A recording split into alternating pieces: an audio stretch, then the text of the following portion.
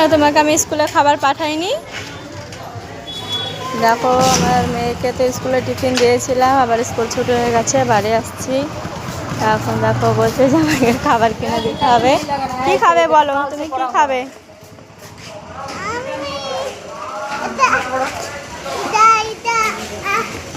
ভালো করে বলো। দেখো এখন দোকানে যেতে হবে, তারপরে পছন্দ মতন বলবে, পছন্দ খাবার কিনে দিতে হবে ওকে। আগে থেকে বলতে পারবে না যে কি খাবে, তাই না মামা? দোকানে দেখতে হবে তারপরে। রান্না ছাড়ো, ওই দোকানে ওই দোকানে চলো, দেখাও কি খাবে, দেখাও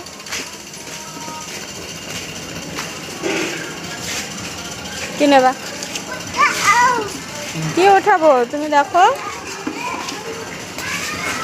দেখি কি নেই। এখন স্কুল থেকে বাড়ি এসে কি ওটা?